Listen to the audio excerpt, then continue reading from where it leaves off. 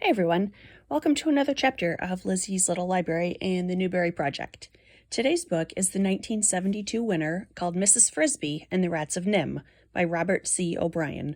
What is interesting about this author is he is much more famous for writing for National Geographic magazine. The description on the back cover, though, does say he has written books for other young readers, including The Silver Crown and Z for Zachariah. I have not heard of either of these books. This is the first book of his that I have read. It's a book I was always aware of, but I just never read it. I can tell you as a child I didn't read it because anthropomorphic animals are just never particularly my cup of tea. My first impression of this book is that it's very similar to Poppy, which was written by Avi, and this is a book that I've read many times with students. Something that is confusing and a little troublesome when reading books with students is I don't necessarily get to read it from the first chapter straight through to the last chapter. My job with the ESL kids was more of a support role, so I would get to read a chapter with this child and a different chapter with this child. So it was entirely possible I would read the same chapter 8 times and then not read 5 chapters after that. So it did make for some disjointed book reading. Anyway, going back to this book, I would not have selected this if it were not for the Newbery. Just not my cup of tea, and that's okay. So the main character is the titular Mrs. Frisby. She is a widowed mouse with 4 children. Her son Timothy gets pneumonia, so she travels across the field to see Mr. Ages for herbal remedies. He's another mouse that lives in the same area. She helps a crow on the way back. He had gotten tangled up in some shiny ribbon, and she gnawed through it to free him. He flies her on his back to get her home faster. The crow's name was Jeremy, which I thought was cute. The medicine helps, but Timmy needs to stay inside for a few weeks.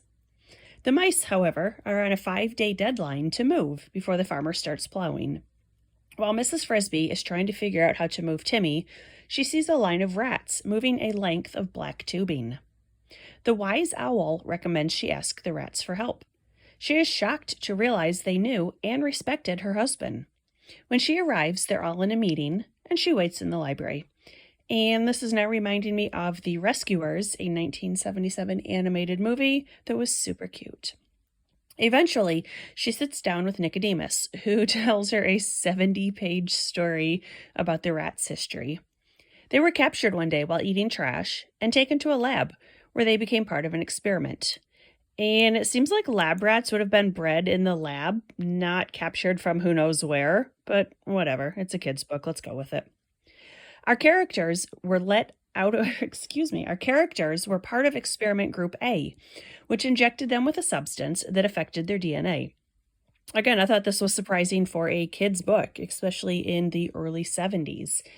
The DNA is mentioned twice. It's not really gone into the science of it.